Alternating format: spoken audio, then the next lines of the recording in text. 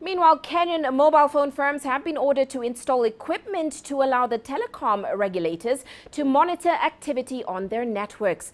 It means the Communications Authority of Kenya would have the ability to listen into calls, read messages, and even view financial transactions.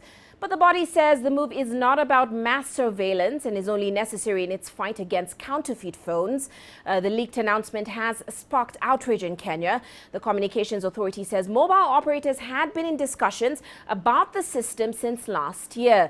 Now, the Consumer Federation of Kenya, which lobbies on behalf of customers, says the timing of the order is suspicious, given that Kenya will hold its general elections later this year. Now, joining me in the studio here to discuss this further is John Walubengo. He's the Dean of the IT and Computer Science faculty at Kenya's Multimedia University. Welcome to the studio, sir. Thank you, Uche. Just a quick correction. Right. I stopped being dean about 2 years ago. I'm now a lecturer there. Okay. Absolutely. Yeah. So you definitely be able to give us more insight into this issue. We know the Communications Authority of Kenya did come out with a press statement sort of dismissing those claims that this new system will sort of spy on Kenyans. Now, based on what you know about this system, what do you think? Is it something to spy on Kenyans? Give us some information. Break it down. Okay, the system is known as the device management system.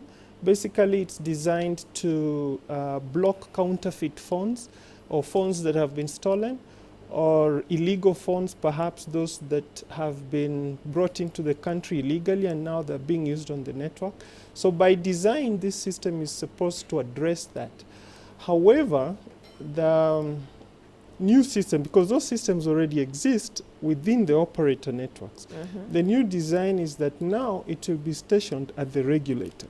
Mm-hmm. And what makes people more scared is that it's not just the regulator that will have access to this new system, but you have other government agencies like the police, the Kenya Revenue Authority, the counterfeit agency also accessing this system. Mm-hmm. So that is what has brought the fear, because you don't know what the police can do beyond what is described in the specifications of the system. Yeah. Now, of course, we know mobile phone operators are actually resisting as well. They're not happy about this as much as the Kenyan people. But without any data protection laws put in place, what can they really do about it? Can they block the government from No, they can't. They can't block the government, because if they tried, the regulator can withdraw their licenses.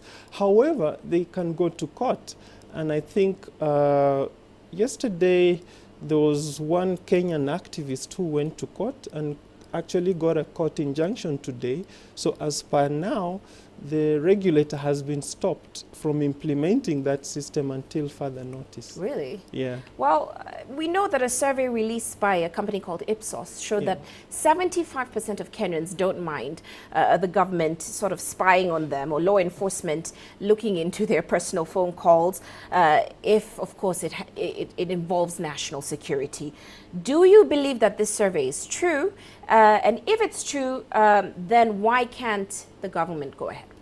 It's possible the survey is true, particularly the younger generation don't seem to care so much about privacy. Right. But you know, government actions cannot be based on surveys or popularity. They have to be anchored in law. So even if something is popular but is not supported in law, somebody can move to court and stop it. Now, looking at the mobile telecom operators, if something like this was to move forward, there's actually no data protection bill. There was one in 2013. It has not yet been passed by Parliament. So any chance that we'll see some of those data protection laws, or when will we see them come through? It's unlikely that we'll have those laws in place before the election. The data protection bill has been doing rounds in Parliament for actually 10 years. And what that bill will do is to protect consumer data. I believe that as we go through towards elections, it may not be in favor for the government to start, giving more protection to the user when they can perhaps benefit from the lack of the laws. So in my own estimation, I do not see this data protection law coming into fruition. Really? Yeah. Well, many thanks for joining us in the studio. Thank you for breaking that down for us. Of course, you. that was John Walubango. He is a lecturer at Kenya's Multimedia University.